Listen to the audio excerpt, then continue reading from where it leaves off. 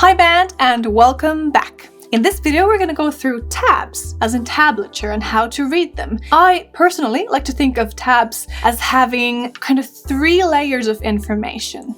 The first one being the notes. So simply where to put your fingers and how to find the right pitches you need to play. The second layer of information that you see is rhythm, basically when you should play all those notes. And the third one is the playing technique. So all additional information regarding how these notes and rhythms should be played.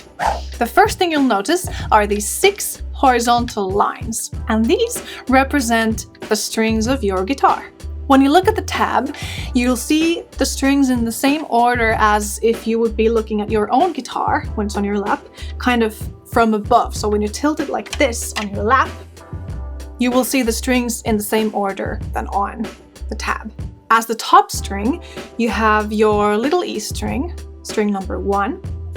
And as the bottom string, you have your thick big E, string number 6. Then in addition to these strings, you will see lots of numbers all over the place. And these numbers mark the frets that you should be playing on. So if you see, for instance, number 3 on the top string, it means that you should be playing on fret 3 on your highest E string. Or if you see a number 5 on the 3rd string from the bottom, it means that you should be playing on fret 5 on your D string. If you see a 0 written on a string, it means that you'll play that one open, so don't fret anything.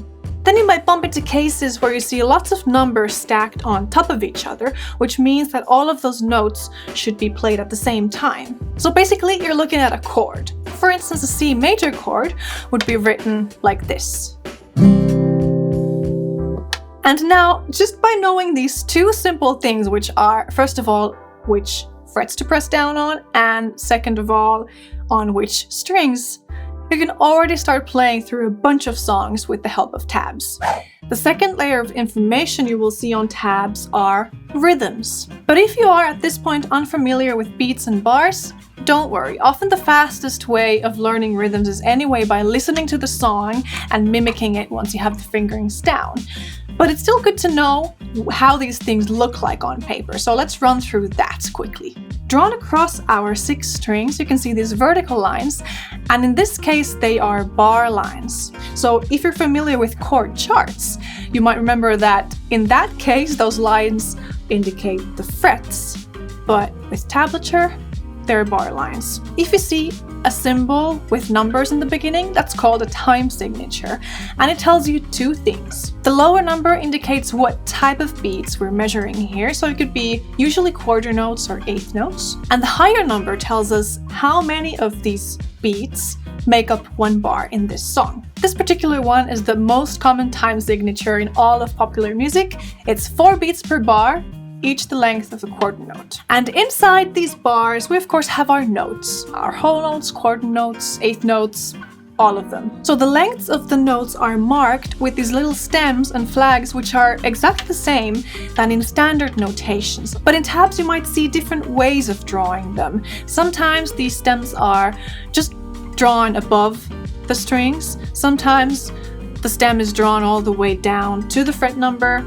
Sometimes the tabs might not have rhythms marked down at all, but usually in those cases, you also have a standard notation staff above the tab so that you can read the rhythms from there. Now, if you're still confused about beats and bars in general and still learning the theory behind all of this, as I said previously, the best way of learning rhythms is anyway by just listening and repeating. Plus, we have really good courses about it in Yousician, so go ahead and download the app and search for our beats and bars lessons. Last but not least, we have our 3rd layer of information, which is some more specific instructions of how all these notes can be played. Because nailing the correct notes and rhythms is actually only half of the job. There are still tons of different playing techniques and ways to interpret the music and the melodies that you're playing. For instance, some of the most common markings you will see written down on tabs are slides, up and down, hammer-ons and pull-offs, bends that can be marked as a half step or a whole step bend. Also, it can be specified if the bend stays up or if it's meant for you to bend and release. There might be sections where you're instructed to do palm muting, or some notes might be marked with an X instead of a number. That means it should be played as a dead note. Vibratos are marked with this kind of curvy line, and some tabs might even have downstrokes and upstrokes marked underneath the notes.